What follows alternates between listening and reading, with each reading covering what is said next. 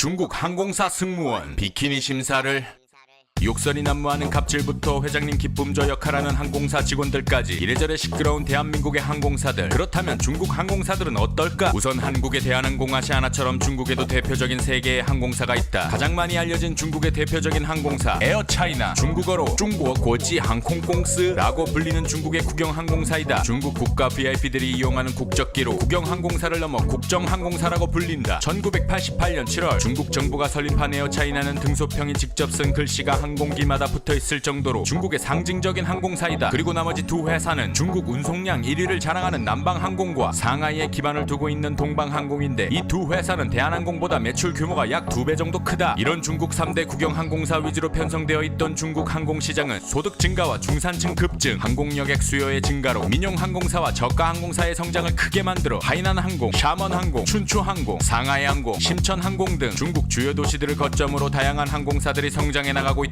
이렇게 커져가는 중국 항공사들은 자금력을 동원해 항공기와 조종사들을 사들이고 있는데, 승무원들도 특이하게 뽑고 훈련시키고 있다. 매년 중국 사천성 청두에서 열리는 서항 1400 콘테스트는 중국에서 예선을 거쳐 선발된 100여 명의 승무원 취업 희망자들이 유니폼, 드레스, 수영복 심사를 거쳐 선별된다. 마치 한국의 미스코리아 뺨치는 심사로 중국 내부적으로 논란이 되고 있지만, 그만큼 승무원을 하고 싶어하는 중국의 분위기를 보여주기도 한다. 이외에도 비행의 안전을 위해 군인들이 받는 개인 격투술부터 격파, 체력 훈련까지 군사훈련 버금가는 모습으로 승무원을 양성하기도 하고, 비행 50시간을 기념하기 위해 선반에 들어가는 신고식도 한단다. 또한 노동의 소중함과 배려의 마음을 기르고 식량의 소중함을 몸소 체험하기 위해 유니폼을 입고 모내기를 하는 훈련도 한단다. 이런 게 갑질 아닌가? 이처럼 이색적인 모습을 보이는 중국의 항공사들이지만, 한국 오너 갑질의 모습은 크게 보이지 않는데, 위에서 말한 대로라면 규모도 크고 돈도 많고 비키니 심사할 정도로 심사도 엄격하고 군사훈련도 해서 안전하고 식량의 소중함도 아는 중국 항공사를 굳이 타고 싶지 않은 이유는 무엇일까?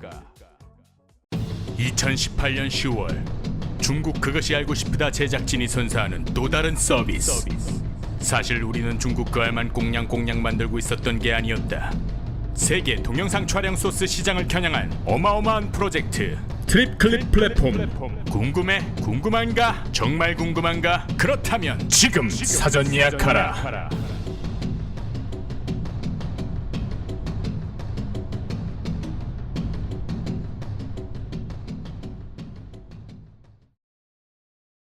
중국 그것이 알고 싶다에서 제보를 받습니다. 중국과 관련된 정보, 사건, 사고 등 알고 싶거나 알고 있는 이야기에 대해 중국 그알 미니 다큐 시리즈로 공유하고 싶으신 분들은 페이스북 중국 그것이 알고 싶다 페이지 메시지로 제보해 주시거나 해당 영상의 댓글을 통해 제보해 주시기 바랍니다. 채택되신 분들에 한해 소정의 상품을 보내드리오니 적극적이고 다양한 제보 부탁드립니다. 중국 그것이 알고 싶다. 중국 그것이 알고 싶다.